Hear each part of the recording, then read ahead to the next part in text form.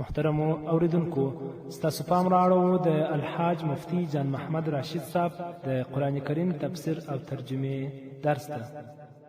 سورة بقرة او 155 آیات. اعوذ بالله من الشیطان الرجیم. بسم الله الرحمن الرحیم. ولنبلونكم بشيء من الخوف والجوع ونقص من الأموال والأنفس والثمرات وبشر الصابرين الذين إذا أصابتهم مصيبة قالوا إنا لله وإنا إليه راجعون أولئك عليهم صلوات من ربهم ورحمة وأولئك هم المهتدون. پتیر درس کی خو الله رب العزت دو داسې کارونه راوښودل چې انسان یې په کولو سره د آخرت و هغه منزلو درجو ته رسیږي کوم انسان چې په دې دنیا کې توقع امید لري. په دنیا کې خپل مشکلات په صبر او لمانځه کولو سره حلول دا اولنۍ خبره و چې الله رب العزت راته وفرمایل، او په دوهمه قدم کې دا خبره الله راته وکړله چې تاسو هو انسانان ته چې د الله په لار کې مړه سوي وي، په قتل رسېدلي وي، تاسو مړه مور ته وایاست، بلکې دا ژوند لري او دا حیات لري او دا حیات برزخی لري، داسې یو ژوند لري چې تاسو په هغه باندې پوهېږئ نه. د دې ترڅنګ دا خبره هم پرون تاسو واورېدله چې کم انسانان په قومي او وطني جنګو کې مړه کېږي هغه شهیدان نه دي او نه د هغو په باره کې الله رب العزت دا آیات فرمایي، بلکې دا هغه انسان دی چې مطلق یې د الله رب العزت رضا مقصد وي، د مال او د سر او د وینو قرباني ورکوي. په دغه سلسله کې الله رب العزت چې د صبر او د الله په لار کې د خپل ځان د قربانولو مسله ده، دا خبره نن هم راته کوي چې ستاسو څخه الله رب العزت ضرور امتحان اخلي. دا دنیا خو یقیني د زما ورونو چې د امتحان و ابتلا لپاره الله رب العزت پیدا کړې ده، ځکه نو دې دنیا ته علماء کرام فرمایي چې دار الامتحان، دار الابتلا، د امتحان ځای د ابتلا او د ازموینې ځای. تاسو به مشهوره مقوله یا وینا اورېدلې وي چې عند الامتحان یکرم الرجل و یهان، چې کله امتحان وخت راورسیږي د امتحان پارچې ته څوک کښیني، د استاد له طرفه لیکل سوي جوابونه وویني او جواب ورکول لپاره د قلم ګتا او کاغذ راواخي، په دې وخت کې د انسان عزت یا توهین او سپکوالی معلومیږي. که چیرې ښه پارچه حل کړي خو نو عزتمن، او که چیرې خرابه پارچه و ناکام دی خلک په بې عزتۍ ورته ګوري. دا دنیا همداسې یو مثال لري لکه د امتحان یو پارچه. د آخرت لپاره امتحان دی، که څوک په دې دنیا کې کامیاب سو په آخرت کې به عزتمن وي، که په دې دنیا کې ناکام سو په آخرت کې به بې عزته وي. الله دې موږ او تاسو د هغې ناکامۍ او بې عزتۍ څخه وساتي کومه بې عزتي چې الله رب العزت نه خوښوي، او هغه عزت چې الله رب العزت را په برخه کې کوم عزت چې الله رب العزت خپلو محبوبو بندګانو ته ورکوي. نو دنیا خو د زما ورونو سورة ملک الله رب العزت همدا فرمایي چې تبارک الذی بیده الملک وهو علی کل شیء قدیر. بابرکت او برکتمند دی هغه ذات چې د هغه په قبضه کې ملک او بادشاهي ده. الله رب العزت پر هر شي باندې قادر دی. الذي خلق الموت والحیاة لیبلوکم ایکم احسن عملا. الله ژوند او مرګ دغه مقصد لپاره پیدا کړی چې ستاسو څخه امتحان واخلي چې په تاسو کې از روی عمل کوم انسان احسن او نیک دی، کوم انسان ښه کارونه کولی شي.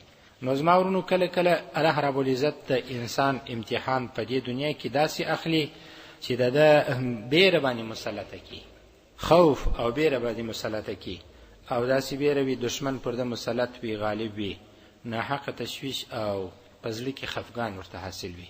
دا د الله له طرفه څخه امتحان دی.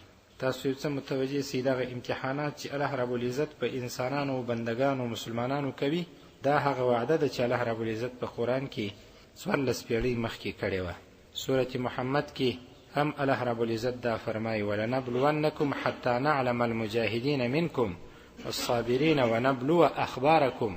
موږ خامخا ستاسو ازموینه اخلو تر څو په تاسو کې مجاهدین انسانان معلوم کو او په تاسو کې صابرین صبر کوونکي انسانان معلوم کو، او ستاسې خبرې معلومې کو، ستاسې ویناوې معلومې کو، او اقوال معلوم کو. الله رب العزت چې په دې دنیا کې امتحان راولي د دې لپاره چې انسان الله رب العزت یا په امتحان کې ناکامه کی او یا په امتحان کې کامیابه کی. خدا خبره ده دعا همیشه د الله څخه غواړي. ځینې کسان د امتحان خواهش لري چې وایي بس الله په ما امتحان وکړي. زموږ استادانو به کله چې موږ تفسیر او ترجمه پر استادانو ویله د قرآن کریم نو دا خبره همیشه راته کول، ان تر دې چې په وسیتو کې په وار وار راته کړې ده چې تاسو د امتحان او د ازموینې خواست د الله څخه مه کوئ چې الهي په امتحان کې مواچي، نه د بل مسلمان په باره کې دا خواست کوئ چې الهي دی په امتحان اخته کړي. که چیرې د رب له طرفه امتحان رالی، ګرفت رالی د انسان د امتحان په شکل او صورت، نو دغه انسان بیا ځان خلاصولی نسی او نه داسې کارونه وکړو چې هغه د امتحان لپاره یو لامل او سبب وګرځي. الله خو د انسانانو امتحانات اخلي. په دغه آیات کې تاسو د اول لفظ ته وګورئ، ولنبلونکم بشیء من الخوف. الله په دومره تاکید او ټینګار دا خبره کړې ده او خامخا موږ ستاسو څخه امتحان اخلو، تاسو ازمویو. ولنبلونکم د واو وروسته لام دی، دا د ټینګار لپاره راځي. د واو وروسته نون دی، مشدد دی، شد باندې راغلی، دا د ټینګار لپاره راځي. ضروري خامخا حتما موږ ستاسو امتحان اخلو. الله رب العزت د انسانانو امتحانونه اخلي، کله بیروي، کله بیا لوږوي، کله بیا مال کم سي. تاسو انسانانو ته وګورئ، مال یې کم سي، واویلاوي، چغاري، بغاري، پریشاني، شکایتونه، ژړاوي، دې ته هغه ته شکایت کوه، مرسته، کومک. دا رسنۍ تاسو اورئ، دا رسنۍ او د میډیا تاسو اورئ چې چاته د مال تاوان رسېدلی دی، هغه انسانانو یوه رسنۍ هم نه ده پرېښې چې په هغه کې دې اعلان نه یې ورکړي او تر خپل بادشاه دې خبره نه یې رسولې. څو زمانه مخکې په کابل کې د سرای شهزاده ته څیرمه یا په بغل کې یو سرای کې یو تجارتي مارکیټ کې اور بل سو، د انسانانو مالونه وسوځول سوله او انسانانو ته په کروڑاو افغانۍ یا کالر یا ډالر تاوان ورسېدی. ټولو رسنیو دا خبره نشر کړله، دا اعلان یې نشر کړي چې زموږ مالونه کم سول. دغه تاجران په دغه واویلاو شکایت اخته دي. الله رب العزت دا امتحان ناولي. هیڅ به د انسان تمه نه وي هلته به اور اخیستل سوی وي. برای ما خوب لیدی، دا به تاسو ته وکړم، خو تعبیر یې تاسو مه کوئ. خوب مې لیدی دغه دارالافتا چې په کومه کوټه کې زه کښېنمه، دا د کونج طرف ته دلته د زرغونه بالښتان په دارماړۍ کې پراته او بیا اور واخیستل سي. اور داسې چې نور موږ ملګرو ته ووایي، ځینې ملګري چې دلې ډېر کښېني هغه هم دلیږي. نو ټوله ووځو، بس نو دارالافتا دا عزم وکړو چې دارالافتا وسوځل سول. کتابونه، المارۍ، ریکارډ، مسائل، ګرد کتابونه ټوله، بس دغه چې اوس نو بیا نور مزدوران راغواړو، صفایي به کوو او بیا به رنګ کوو او بیا به څه کوو. په دې وخت کې چې کله لږ وخت په دې کې تېرېږي نو فقط یو بالښت وسوځل سو، د زرغون بالښت، او د هغه تور دود د یوې خانې د لاندې طرف څخه پر دغه خانه باندې مشتی دی، نور خرابي نه ده رسېدلې. دلته نو ماته یو څه تشویش پیدا سو چې د یو چا په باره کې او د ځینو پیسو په باره کې چې مال داسې خوبانۍ وي چې په دې کې موږ ته اشاره او تنبیه وکړو. دا مې د دې پورې درته وویله چې الله رب العزت پریشانۍ پر انسانانو ناولي، مالونه کم سي، کله کله بیا ځانونه د انسانانو کم سي، انسانان مرګونه راسي. اوس تاسو ګورئ هغه زمانه ده چې مرګونه ډېرېږي. مرګونه ولې ډېر سوي دي؟ کله چې په یو قوم کې زنا عامه سي نو هلته به مرګ ډېرېږي. الله رب العزت په دغه طریقه باندې انسانانو امتحان اخلي. قریبان یې ولاړ سي، د یوه کور ډېر انسانان په یوه سادوسي کې مړه سي، د یوه کور 10 12 8 9 کسان ولاړ سي، بس تا فامیل خراب سي او برباد سي. دا د الله رب العزت له طرفه امتحان دی. زموږ د انسانانو فکر، د زما خبرې ساده دي خو یو څه په ژور فکر تاسو ورته متوجه سئ.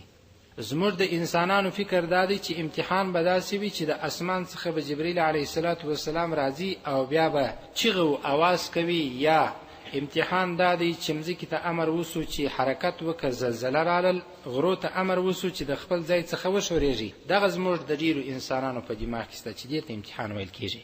اما امتحان هر هغه څه دي چې الله رب العزت په انسان کوي. مال ځینې کم سو، قریب او دوست او اشنا یې مړ سو او داسې نور څه. فلمسیانو په زامنو کې ګران زوی الله رب العزت ځینې واخیستی.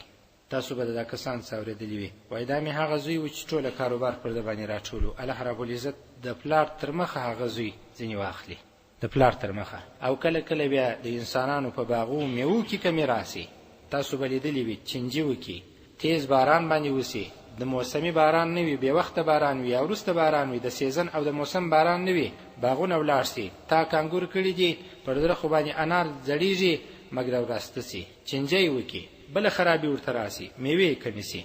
دا هغه تکلیفونه او مصایب او مشکلات دي چې الله رب العزت انسانانو ته کوي. او داسې قحطسالي راسي، سیلاب راسي، زلزلې راسي، انسانانو تجارتونه مخ پر کوټېدو روان سي. تاسو وینئ نن زمانه هغه زمانه ده چې د الله رب العزت له طرفه امتحانات شروع دي. په هر څو ورځې کې به تاسو اورئ چې پلانکی تاجر دیوالی سو، هر څو ورځې کې تاسو اورئ چې پلانکی تجارت کې پلانکی سړی نقصان وکي، تاوان وکي. دا امتحانات دي. بیا نو په ډیرو تشویشو باندې دغه انسانانو کار نشي چلیدلی تر څو چې دغه انسانانو د الله و طرف ته رجوع نه کړي او د لمانځه لپاره عزم او هوډ نه کړي. کله کله تاسو وینئ د الله رب العزت له طرفه مکانونه راونړېږي، ځایونو تعمیرات رنګ سي، په معمولی شي باندې معلومه نه ده بارنو شکایت شروع وي. دا د اول ورځ څخه انجینر د 12 ملي سیخ پر ځای باندې 11 یا لس کار کړی دي، د 22 ملي د 10 ملي پر ځای باندې 1314 کار کړی دي. نو توجیهات شروع سي، ډیر تعمیرات راونړول سي. الله رب العزت د مځکې سره سم کی، د انسانانو مالونه چور سي، اغلا سي، هیڅ شی نه پر ځای باندې. د انسان هم دا بار نور انسانان ته شکایت کوي، وایي زه په ځان کې بل داسې شی نه وینم، په کم خاطر باندې نو دا غلظ ما څخه دا دومره پیسې یوړلې. او دا افت هم په انسانانو کې اوسته. د انسانانو زامن غلط تشتي اغوا کوي. دا د الله امتحان دی چې تا په خپل زوی باندې د دین څومره کار کړی و جنابه، تا د خپل دنیا د الله په دین کې څومره استعمال کړی و، څومره د الله دین او څومره خپل دنیا او ثروت ته محترم وو. د انسانانو مالونه غلا سي. همدار کم کله کله دا سوي چې د انسانانو ساتل سوي پیسې په بانکو کې کوټ سي، د اخبارو والا په اصطلاح باندې هغه اثاثي او ثروتونه منجمد سي، یخ سي، ځای پر ځای کنګل سي سرمایه، نور انسانان یې ځینې واخلي. په بانک کې د په نامه کاته، د تذکیرې نمبر، د پاسپورت نمبر، د هر شي نمبر په بانک کې سات دی، پلار هویت ټول معلوم دی، مګر په بانک کې په ساتل سوي کاته کې د پیسې کنګل سي. بیا دون وس نستور سره چې د بانک څخه راوکاږي. دا هم د امتحان شکل او صورت دی. همداسې الله رب العزت مریضي پیښ کی، هغه مریضي چې په خوا وختو کې علاج د انسانانو په جوړسو ګولۍ کې دی. نن د دنیا په سطح د ماهر ډاکټرانو له طرفه ګولۍ او دواوی جوړ شوي دي، مګر الله رب العزت مرض نور شفا کوي. الله رب العزت شفا نور کوي، مرض نور جوړوي. ځکه نو پر معمولی مریضي باندې د انسانانو څخه په زرهاو په ډیره پیمانه باندې پیسې ځي، مګر الله رب العزت شفا نور کوي. مختلف مریضي اسپنسری او سپنسری وای عجب زمانہ سوله په داسې مریضي نمونه اورو د داسې نه جوړي چې بيخي مدرمخه اوریدل نه وي. همداسې نور څه الله رب العزت انسانانو تراولي، پر کش باندې آفت راسي، ملخان باندې راسي، بل یو مچ یا یو بل خزنده او یو بل حشرات څخه یو شی الله رب العزت یو مخلوق باندې مسلط کی. دا هغه څه جسمورون چې الله رب العزت امتحان د بندگانو اخی. نو الله رب العزت فرمایي ولنبلونکم بشیء من الخوف، او خامخا مشتاس امتحان اخلو بشیء من الخوف، د بیری په یو اندازه سره، د بیری او د خوف په یو حصہ سره، یا په یو شکل صورت، د بیری په یو شي سره، یا د دوه قسمو څخه به مشتاس په یو قسم باندې لا امتحان اخلو. ولنبلونکم بشیء من الخوف، په بیره بستاسو امتحان اخو، والجوع، او په لوجه باندې. تاسو وګورئ ډیر حکومتونه پر دې دایره باندې راګرځي چې وای تر ټولو اساسي کار په اقتصاد یا په معیشت کې دادی چې د انسانانو د درې غوښتنې حل شي: روټي، کپړه او مکان، ډوډۍ، لباس او ځای. د ډوډۍ غم خوړل سي، د لباس غم خوړل سي، د کور غم خوړل سي. دا په زور په داسې ډیر د اقتصادي نظامونه راغلي دي.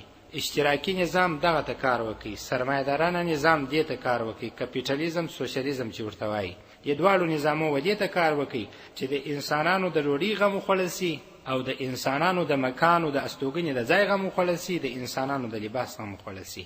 پر دغه محور باندې راګرځي، پر دغه دایره باندې راګرځي، مګر الله رب العزت تر هغه ورځ په ورځ د انسانان په لوږه کې مبتلا کوي، اخته کوي. والجوع نسته. په کور کې پر یو سترخان باندې دورونو هر شپه پر دې باندې جنجالي، هر شپه پر دې باندې جنجالي. تا ولې نه ګټلې؟ ما خودونه کار وکي. هر څه ستا، دکان خپل وي، سرمایه خپل وي، پلار ورته ناس وي، مور هم په جګ سر ورته ناسته وي، او اولادونه هم ستا، هر څه ستا، مګر بیا هم دورونو تر مابین جنجال وي. هغه برکت چې الله رب العزت باید په معمولی پیسو کې ایښی وای، هغه برکت الله رب العزت نن د ټولې سرمایې څخه واخیستی او دورونو تر مابین جنجالونه رالل. والجوع، او په لوږه به ستاسو امتحان اخلو، ماړه به نسئ. اوس چې د انسانانو د ډېرو ځغاښت ته ګورو، همدا شی دی. علما کرام فرمایي چې تاسو په خپلو تجارتو کې دا نیت کوئ چې زه دا پیسې ګټم د دې لپاره چې د ځان حفاظت په وکم، اولادونه په تربیه کم، اسلامي خدمتو ضرورت سي هغه به پوره کړم، دا دنیا مبارکه ده او دا ګټل مبارک دي، د دې لپاره ځغاستې کول مبارک دي. او که سړی د دې لپاره چې نور د هیڅ دین اسلام د یوه کار توقع نه ځینې کېدلی نه د ده نیت وي، دغسې دنیا پسې به انسانان هغه دي. ډېر انسانان په شپو او ورځو په میاشتو په کلو باندې مسافر دي، په میاشتو په کلو باندې. حتی ځینې کسان خو د خارج سفرونه کوي، فامیلی هم ورسره بیولي، وطن ملک قریبان دوستان یې ټوله پرېښي د دغه شي لپاره. ونقسم من الاموال، او الله رب العزت فرمایي چې موږ به ستاسو امتحان واخو په چی شي باندې، د اموالو په کمی باندې، مالونه به مو کم سي، بیا به چې تاسو هغه تجارت کول غواړي هغه به کولای نه سي. اوس هغه انسانان چې په سود باندې اخته دي، الله رب العزت د هغو مالونه واخلي. دا ځینې انسانان وایي زموږ دیوالیان سو، ولې پر څه باندې؟ ولا که چې پېژم ډېر خیراتونه مې هم کوله، نفلونه مې هم کوله، ولا د یو مسکین خیال مې هم ساتئ، او د ملا او د طالب خیال مې هم نه ساتئ. په دا محل کې چې به د هر شي ضرورت سو غږ به وسو، ما به هم اشتراک کاوه. هغه پټ شی نه درته وایي، پټه نکته نه ده، نه درته وایي.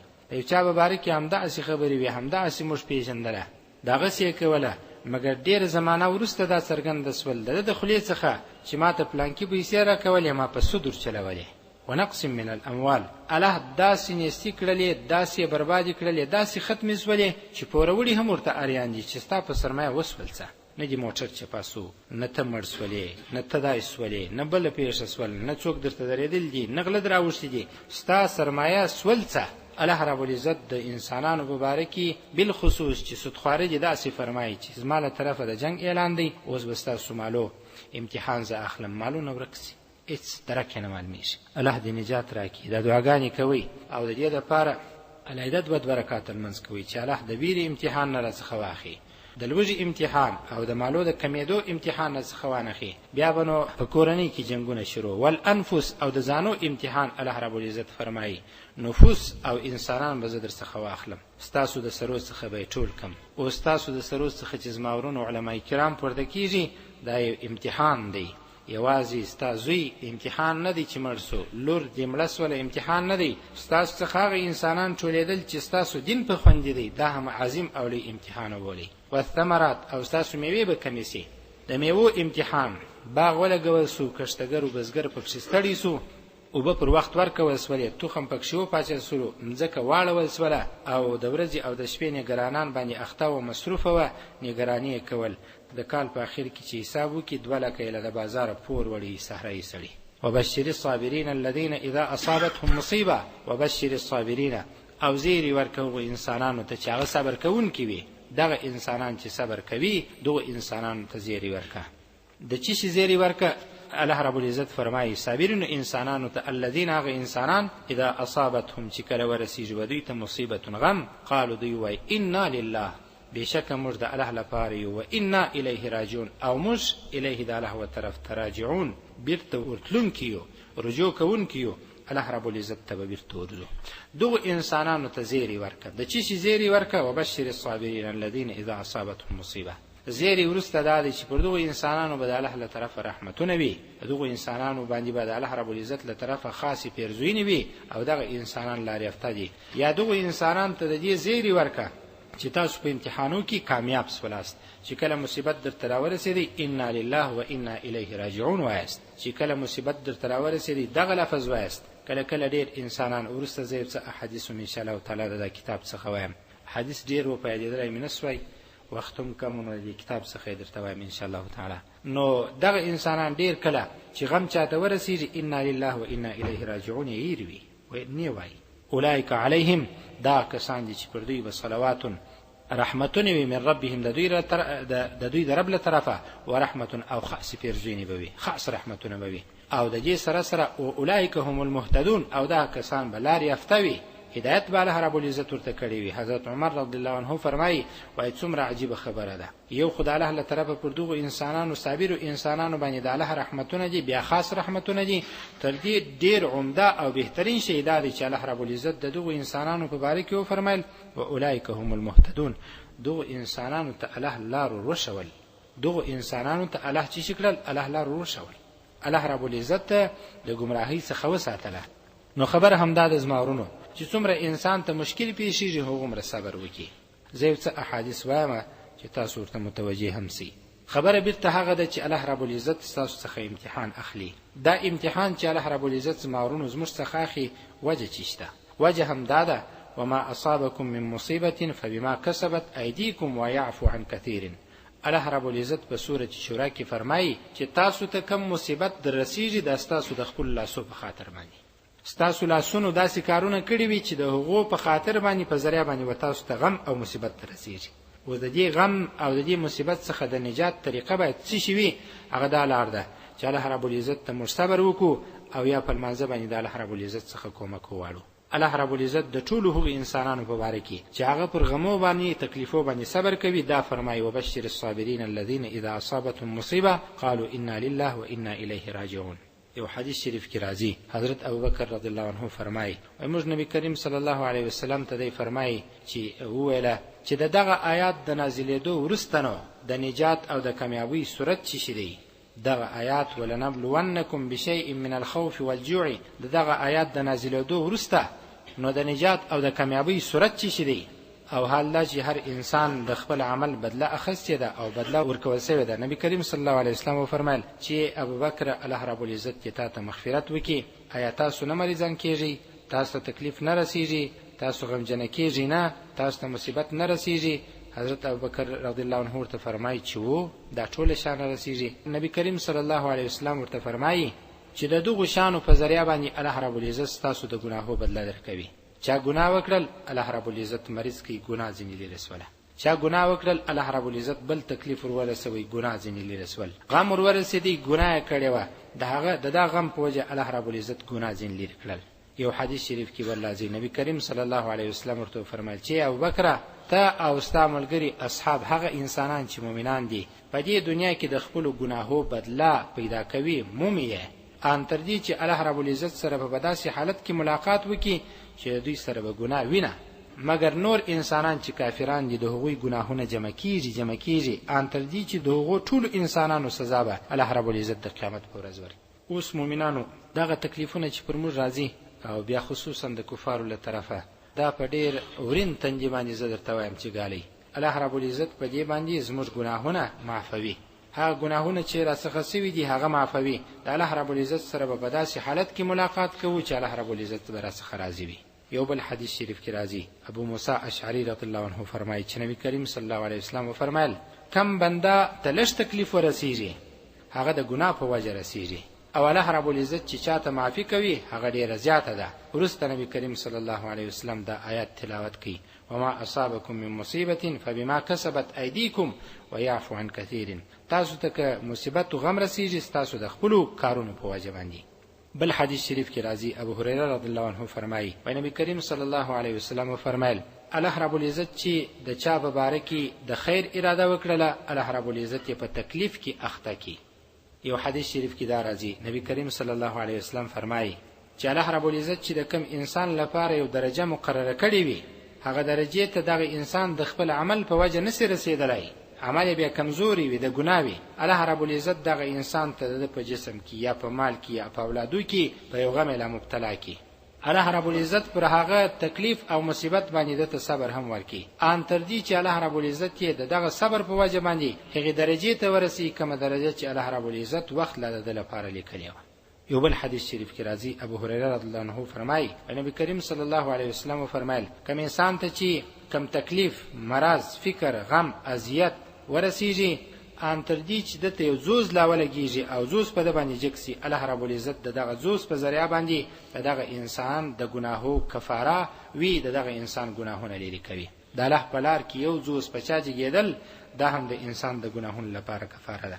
اوستاسو فکر وکي په تور شپه مسجد ته روان یاست باران سوي دي او ډبرې څخه منکو مشتي د الله رب العزت له طرفه احسان وبولي په دې باندې د انسان څخه ګناه لري کیږي او را روان یاست دې ځای ته ترجمه ته چا خوش کدر توکل جنگ در سره وکي په دې باندې هم الله رب العزت تاسو ګناهونه معفوي. یو بل حدیث شریف کې راځي ام صائب یو صحابیه شذوه نبی کریم صلی الله علیه وسلم ورغلی او دا ریج دیدله.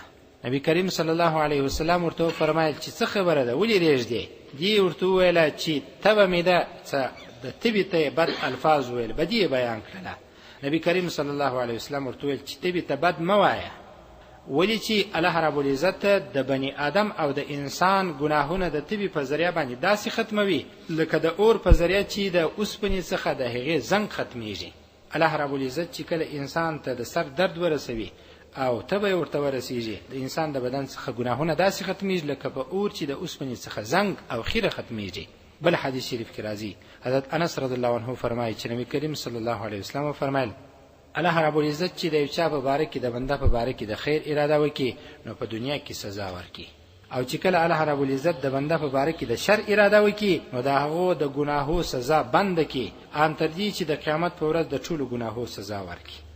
دا د کفارو په باره کې چې الله رب العزت اوس بدله نور کوي، د الله رب العزت د ګناهونو د دې جمع کوي، سزا په ورځ ورکوي. مؤمنان ته چې تکلیفونه رسیږي الله رب العزت د دوه ګناهو بدله په دې دنیا ورکوي، په مصیبت کې لګي گرفتار کی. ابو هريره رضی الله عنه فرمایي چې نبی کریم صلی الله علیه وسلم فرمایل که یو مؤمن نارینه او مؤمن ښځه ته داغه په مال او اولاد کې پله پسې تکلیف رسیدي ان تر دې چې په داسې حالت کې به الله رب العزت سره دوی ملاقات وکړي چې دوی پر بدن به هیڅ ګناه نه وي او نه به دوی د ګناه سره ملاقات کړي وي، د ګناهو څخه به پاک وي، الله رب العزت سره به داسې حالت کې ملاقات کوي. حضرت انس رضی الله عنه فرمایي و نبی کریم صلی الله علیه وسلم فرمایل چې د کم مسلمان 3 اولادونه مړ شي بلوغ ته لا نه رسیدلي غټان سوي نه وي نو الله رب العزت پر دغه کشنانو باندې رحمت کوي، د دغه رحمت په وجه باندې الله رب العزت د هغه انسان مور او فلار و جنت ته داخلوي.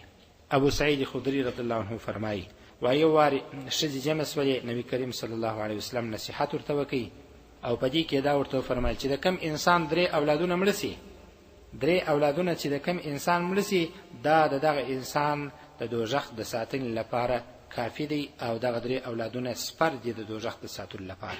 یوې ښځې وویل که د یو چا 2 اولادونه مړه سول نو نبی کریم صلی الله علیه وسلم ورته ویل چې د 2 اولادو د مړه کېدو هم دا حکم دی. معاذ بن جبل رضی الله عنه فرمایي و نبی کریم صلی الله علیه وسلم فرمایل که د یو مسلمان یعنی د نارینه او ښځینه 3 اولادونه مړه سي الله رب العزت به جنت ته داخل کی، په خپل فضل به الله رب العزت دغه جنت ته داخلوي. صحابه کرام ورته ویل که چا 2 اولادونه مړه سوله نبی کریم صلی الله علیه وسلم ورته فرمایل چې دا هم دا حکم دی. بیا یو چا عرض وکړي کله چا یو اولاد مړ سو نبی ورته فرمایل چې دا هم دا یو حکم دی. بیا نبی کریم صلی الله علیه وسلم قسم اخلي چې قسم په هغه ذات باندې چې د کم ذات په قبضه کې زما روح دی بلا شک او شبهه کم نیم انسان چې پیدا کیږي نیم کشنه چې پیدا کیږي هغه خپل مور ترنو او ترنیمایي یعنی د بدن ترنیمایي نسی او بیا به کشوي ان تر دې چې جنت ته به داخلوي. په دې شرط باندې کچيري د مور د هغه د کشنی د مرګ پر امید درلودي، په دې تمو چې یقیني د مرسوي دي او پر دې صبر کړی وو الله رب العزت به دغه نیم کشنی هم په برکت باندې دغه کشنی مور و جنت ته داخلوي. ځکه نو هغه انسانان چې کشنی اولادونه مړ سي په کشنیوالي کې د انسانان ډیر خوشاله کیږي په دې وایزه د آخرت لپاره خو ذخیره سول ځ پروانه کوي دا خو وسول نو الله رب العزت موږ او تاسو ته په دې ټولو خبرو د عمل کولو توفیق راکړي. دا یو 2 حدیثونه لا تاسو واوري ان شاء الله تعالی درس بسومه.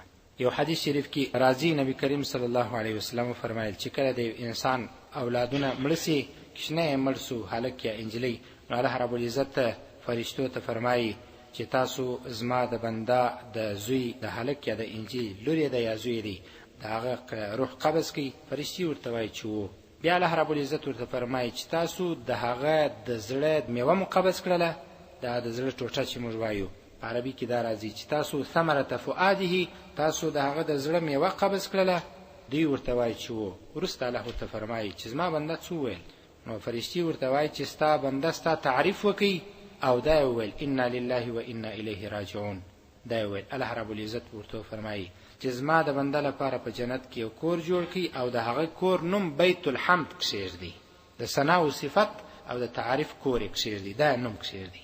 دا شی عادت کې زما ورنو کله چې په اولادو کې څوک مړ سو او بیا تاسو د الله حمد بیان کړئ چې دا خو الله را کړی و او الله را څخه واخیستل انا لله و انا الیه راجعون. دا الله په خو وعده ده چې تاسو ته په جنت کې یو کور د جوړوي نوم به بیت الحمد وي.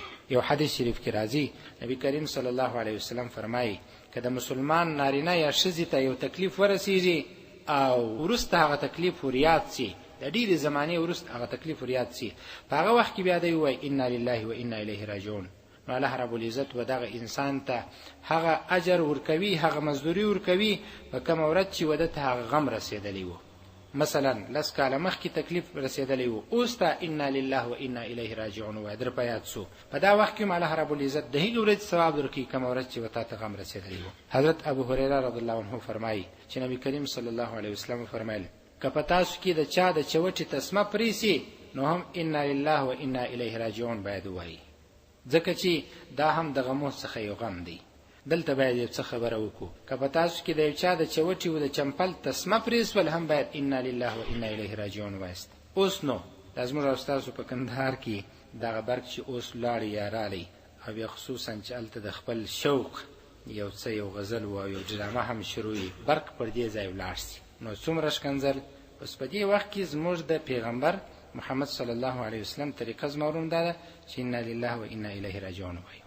غم وسو، درز وسو، ټک سو، پټاو وسو، چاودنه وسول، انا لله و انا الیه راجعون. دا زموږ د ښار کیسې درته کوم. نو راته بل غم درته راورسېدی نه به خبر یا او دلته عجب به سخت ټکر وسو، دوه موټران د سر ټینګ مشتل، انا لله و انا الیه راجعون. او پر دې موضوع خو ما درته ویل دي دا څو الفاظ چې حج ته موږ لاړو هلته موږ کې ډېر تاثیر وکړي. په عربو کې ماشاءالله دا ډېر ښه عادت دی.